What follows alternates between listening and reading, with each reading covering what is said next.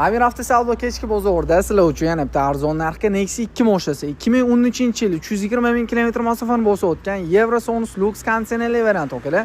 Mashina holati yaxshi holatda turibdi. Boshida kraskasini aytib o'ta. Mana shu kapotini uchida shunday pitnosi bor ekan, ichiga o'tmagan, uslitlar o'ziniki. Ili ikki tomon krılosini yarmi-yarmidan pitnosi bor ekan. Ichlariga o'tmagan, qolgan joylari top-toza. O'zini uchun tekshirtirib, prerka qildirib olasizlar. To'rtta yangi yumshoq balolar qo'yilgan. Salon qismini o'qilib ko'rib tursam, salonlar ham yaxshi holatda turibdi. Plastik rollar qo'yilgan. Mashinaga yaxshi chexoliya yuqoridan ko'rligicha ham solib qo'yilgan. Temir gaz balonli ustanovka qilingan. Motor, korobka, hadoq qismlarida hech qanaqa muammolar yo'q. 50 partiyada sizlar xohlagan dokument bo'ladi. Narxini o'killar sizlar olib maza qilmayishingiz uchun akamiz bilan tortishib $4250 baholandi. $4250 ga 2013-yil 320 ming prefekt yurgan Eurosonus Lux konditsionerli varianti Nexia 2 mashinasi. 1 oy 2 oyga ham kelishadigan joyi bor ekan. Telefon qilib barik qilishinglar mumkin akalar.